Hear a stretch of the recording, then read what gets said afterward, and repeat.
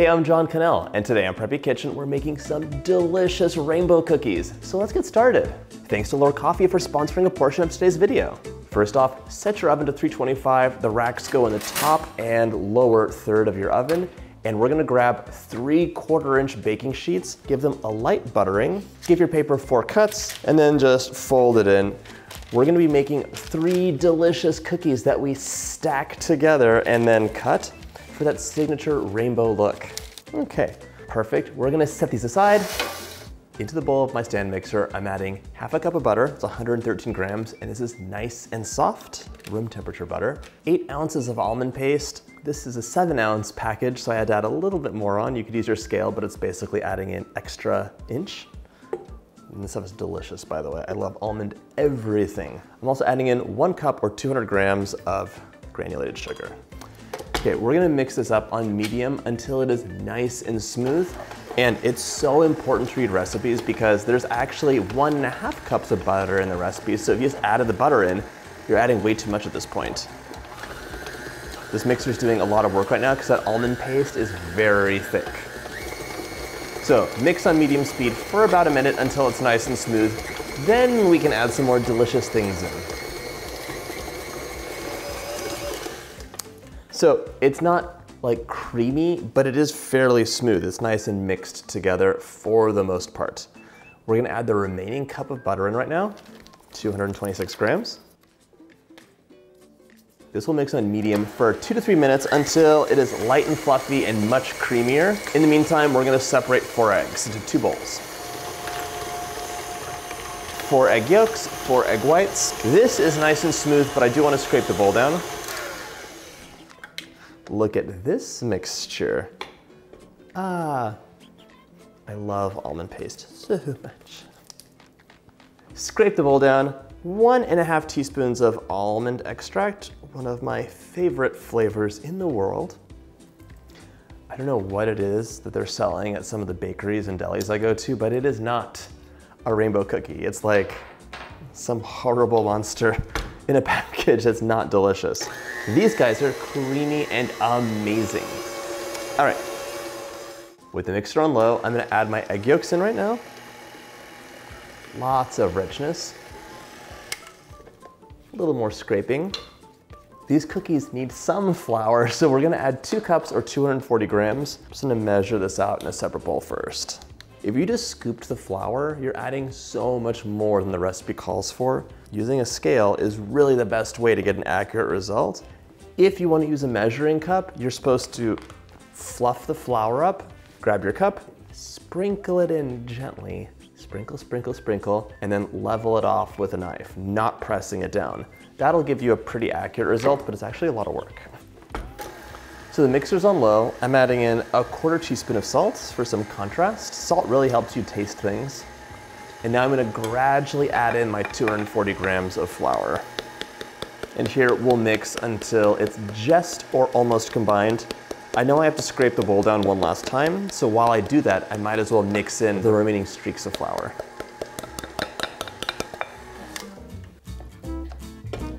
Look at this. I see some flour, sure, but that's okay. I'm gonna use my spatula and just let it come together into a nice mixture. Okay, now grab your spatula and just fold that together. Any last remaining streaks of flour will disappear. Grab another bowl or a hand mixer with a big bowl, and we're gonna whip our egg whites up until they are stiff peaks, tons of air bubbles. What happens is, this will get folded gently into my batter, and the bubbles in the egg whites will expand during the bake and naturally leaven everything. It'll be a fluffy, delicious cookie without any baking powder or soda, which is very traditional. This will mix for about 5 minutes until you have wonderful stiff peaks. Today's video is sponsored by L'OR Coffee. The L'OR Barista is a high-pressure coffee and espresso system that uses 19 bars of pressure to give you barista-level coffee or espresso every single time. When you see your coffee or espresso brewing, you'll notice a beautiful light-colored crema floating on top. Those are microbubbles, and it's created by emulsified coffee bean oils. It gives you a silkiness to each sip and really adds to the flavor. It's a sign of high-quality coffee. The machine takes espresso-sized or coffee-sized capsules, and you can choose 3 different sizes for each. You could have a small, medium, or large coffee, or a small, medium, or large espresso. So it really gives you the flexibility to create 6 different types of drinks with tons of different flavors. And L'OR Coffee partnered with G2 Revolution, so the L'OR Barista system is compatible with L'OR single-serve coffee and espresso capsules, which are fully recyclable, and other aluminum espresso capsules as well. The L'OR Barista system and coffee and espresso capsules are available on Amazon. Thanks again to L'OR Coffee for sponsoring this portion of today's video. Now, let's get back to those rainbow cookies. Oh my gosh. That is a stiff peak. You know it's stiff when it's totally clinging to the whisk. We're gonna gently fold this in batches. The first batch is like a sacrificial batch. You're lightening the batter. This is too fluffy, this is too dense, but once you fold that in, it'll get better. Let's grab a nice cloud of batter. It's so light. And we're gonna fold this in. But as I told you earlier, most of those bubbles are gonna get crushed. But some will remain. The batter will be a little bit lighter. Each successive batch of egg whites you add in will retain more of their bubbles. So scrape the bowl down, cut through the middle, a little bit lighter. Keep on adding. I'm not gonna lie, that's a lot of work. It's a labor of love though. The last batch is going in, and the nice thing is that as you add each successive batch, the folding becomes more easy because you have a lighter mixture you're working with. Fold that cloud in, and then as soon as you see the last streak of egg white disappear, we're ready to separate this into bowls and make our various colors. Depending on who you ask, this is either an Italian cookie or an Italian-American cookie, and they're also called tricolors or Venetians, and you can find them in Italy during Christmas time sometimes. I think they're a year-round treat that you can enjoy, but they're really good on a Christmas platter. I'm just gonna put that out there. Okay, look at this. I have a lighter mixture, no egg white streaks. Grab 3 bowls, and we're going to be distributing the batter evenly. I'm really bad at eyeballing this, so I love using my scale. I'm guessing 400 grams. We'll see. If I'm right, I'd be so happy. I have about 397 grams per bowl. If you're weighing it out, I'm very excited about that. So close to 400. All right, 1 stays plain. 1 becomes green, 1 becomes red. So grab some food coloring. Maybe 8 drops, 2, 3, 4, 5, 6, 7, 8. Let's mix it up. So if you see a couple streaks of egg white, it's actually okay because you're doing a final mix with the food coloring. Okay, 2 batches done, 1 to go. Red food coloring. Give that a mix too. I'm used to using gel food coloring. This is like the grocery store watery kind, but gel food coloring is so thick that it's really something you should mix in during the butter sugar stage, not the final stage. This type of food coloring works better when you're adding it at the end of a mix. Okay, grab your sheet pans, some offset spatulas, and we're gonna spread this out. Plop your mixture out onto your quarter sheet pan. Spread that out into a thin, even layer. You definitely do not want to be using a half sheet pan. It should be this small quarter sheet pan shape. And yes, this is a very thin layer, so don't worry if you're like, oh my gosh, this is so thin. You're gonna be stacking this and the cookie will be like that tall once you're done. Grab your next sheet pan and repeat that process with each remaining batch. The only thing I want you to really focus on is getting a nice even layer. Don't worry if you see any lumps of almond paste hanging around. That's normal, it's fine, and almond paste, if you haven't tried it, is delicious. It's like a chocolate chip, but almond and softer. Okay, our final batch. If you want to make these cookies without any food coloring, I know that you could use some matcha powder for the green. You could use some raspberry juice or freeze-dried raspberry powder for the red. You'll get softer colors, and you're definitely introducing new flavors with the matcha, not the raspberry, because that's in the cookie too. But just a suggestion, because I know that I get a lot of questions on that. Now, we're gonna bake these up. You're gonna put 2 on the top rack, 1 on the bottom rack, and bake them for 15 minutes, then rotate and bake for about 12 minutes more, or until a skewer inserted in the center comes out clean from each rack. If that's a lot, you could preheat 2 ovens and just bake in 2 ovens if you have them. In you go. Oh, make sure they don't touch though. If these guys are touching like this, the parts that touch will bake unevenly. Some space.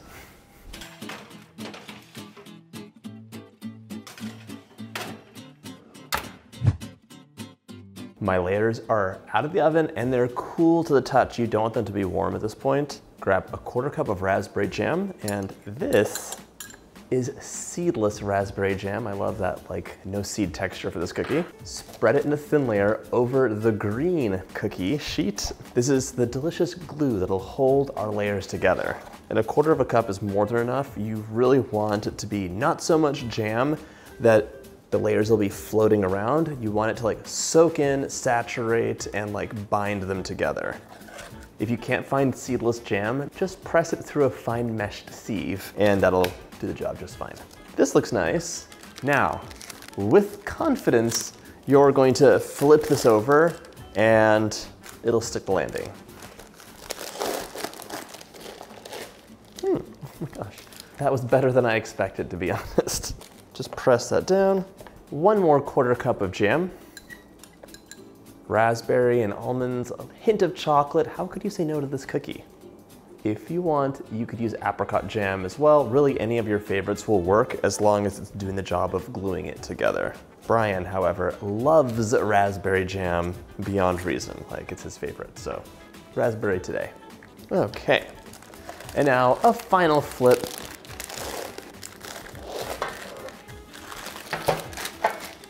There we go. So here's the deal. If you cut these cookies right now, they would fall apart even if you let them just hang out in the fridge. So what you want to do is help things along with some weights. All right, so grab your cans, just so it's nice and weighted down. This is gonna go into the refrigerator. Really give it some time. So 4 hours should do the trick. If you're in a rush, it could be a little bit less, but I'm giving you less guarantee on the perfection of the cookie. In you go. Your cookies will be hanging out for 4 to 12 hours in the fridge, so go ahead, do some errands. I'm off to get a haircut. 1 day later, I actually let my cookies chill overnight in the fridge. I had stuff to do after my haircut, and you can just leave them there for 12 hours. They'll be a-okay. In a microwave safe bowl, I have 1 package, or 1.5 cups, 312 grams of semi-sweet chocolate chips. You could chop chocolate bars up if you want, but honestly, it's kind of a waste of chocolate to do that. Into the microwave, 50% power. I'm gonna start with 40 seconds and then go down to 30-second bursts, stirring in between. Several bursts in the microwave later, it was like 60% power and 40-second bursts. You can see it's nice and melty. There's a couple little pieces of chocolate that are still unmelted. Set this aside. There's a lot of residual heat in here. Everything will melt just fine. In the meantime, grab your very heavy cookie out of the refrigerator. Oof. Remove all your weights. And I forgot to do something. So usually I leave the parchment paper on the very top layer. Luckily, it didn't stick too badly, just a couple crumbs. But when you do this, cover it with parchment paper or plastic wrap. This is the deal. Really easy, don't stress, just flip that over, and then you're gonna just remove the pan. Don't worry, it's not stuck. It just needs a little nudge, like getting your kids up in the morning. Carefully remove the parchment paper. That looks nice. So all the chill time we gave these cookies, let everything just press together nicely. It's nice and glued, and the jam soaked into the cookie cake situation. Grab a serrated knife, and you're gonna carefully trim the edges of your cookie. So we wanna have nice, beautiful, clean layers, and what you trim is your snacking cake cookie. This is a cakey cookie, I swear. All right, trim away. What? Look at that. Last side, you wanna trim a little bit more than you think because some of the layers are not perfectly square. So just trim those up.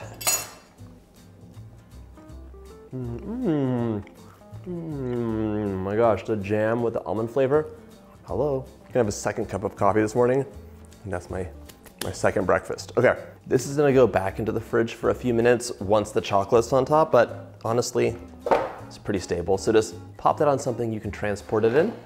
I'm just flipping my quarter sheet pan upside down and it's good to go.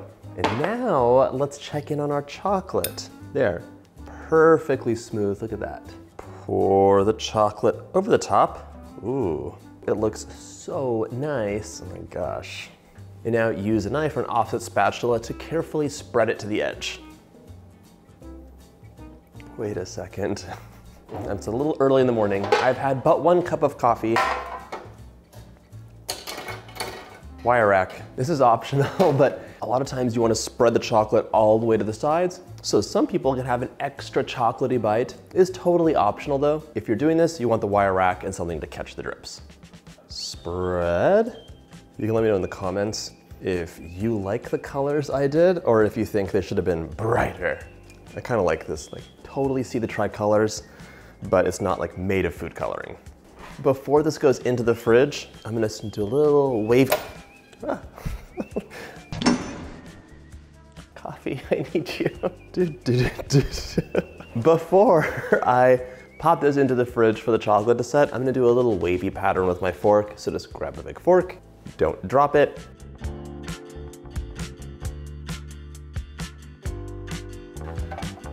Pop this into the fridge, just 30 minutes so the chocolate can set up, and then I'll show you how to cut them up.